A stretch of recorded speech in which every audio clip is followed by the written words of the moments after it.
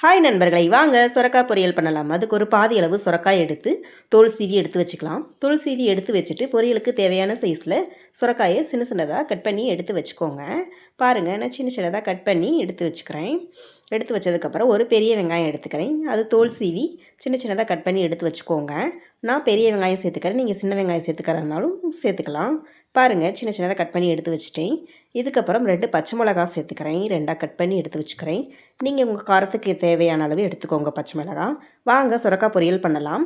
அதுக்கு ஆயில், மஞ்சத்தூள், கடலைப்பருப்பு, கடுகு, சீரகம், கருவேப்பில் இதெல்லாம் எடுத்துக்கோங்க. இப்போ அடுப்பில் ஒரு பாத்திரம் வச்சுக்கோங்க. பாத்திரம் வச்சு பாத்திரம் நல்லா காஞ்சதுக்கப்புறம் தேவையான அளவு ஆயில் ஊற்றிக்கோங்க. ஆயில் ஊற்றிட்டு கடுகு உளுந்தம் பருப்பு போட்டுக்கோங்க. கடுகு உளுந்து பருப்பு நல்லா பொரிஞ்சதுக்கப்புறம் சீரகம் 1 ஸ்பூன் சேர்த்துக்கோங்க. கடலைப்பருப்பு தேவையான அளவு சேர்த்து பொரிய விட்டுட்டு கட் பண்ணி வச்சுருக்கிற ஆனியனை சேர்த்துக்கோங்க. 2 பச்சை மிளகாய், தேவையான அளவு கருவேப்பில் சேர்த்துக்கோங்க. எல்லாம் சேர்த்துட்டு நல்லா மிக்ஸ் பண்ணி வதக்கிக்கோங்க. இப்போவே கொஞ்சமாக சால்ட்டு சேர்க்குறதா சேர்த்துக்கலாம். சேர்த்து நல்லா மிக்ஸ் பண்ணி விட்டுட்டு கட் பண்ணி வச்சுருக்கிற சுரக்காயை சேர்த்துக்கலாம். சேர்த்து நல்லா மிக்ஸ் பண்ணி வச்சுக்கோங்க. 1 நிமிஷம் மூடி வச்சுக்கோங்க.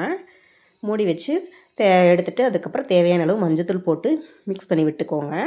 இப்போ நல்லா மிக்ஸ் பண்ணி விட்டுட்டு தேவையான அளவு தண்ணி தொளிச்சு விடுங்க. சுரக்காயில் ஏற்கனவே தண்ணி இருக்கும், அதனால் இல்லை கொஞ்சமாக இந்த அளவுக்கு சேர்த்துக்கோங்க. சேர்த்து மூடி வச்சுக்கோங்க. பாருங்கள், சுரக்காய் பொரியல் ரெடி. இப்போ தேங்காய் தேவையான அளவு போட்டு தேங்காய் துருவல் போட்டு கிளறி எடுத்து வச்சுருக்கேன். அவ்வளோதான், சுரக்காய் பொரியல் ரெடி. நீங்களும் உங்கள் வீட்டில் இது மாதிரி ட்ரை பண்ணி பாருங்கள். வாங்க நண்பர்களை, சாப்பிடலாம். நீங்களும் உங்கள் வீட்டில் இது மாதிரி ட்ரை பண்ணி பாருங்கள். நல்லா இருந்துச்சுன்னா கமெண்ட் பாக்ஸில் கமெண்ட் பண்ணுங்கள். வீடியோ நல்லா இருந்துச்சுன்னா கேபி தேவ் சேனலை லைக் பண்ணுங்கள், சப்ஸ்கிரைப் பண்ணுங்கள், ஷேர் பண்ணுங்கள், கமெண்ட் பண்ணுங்கள் நண்பர்களே.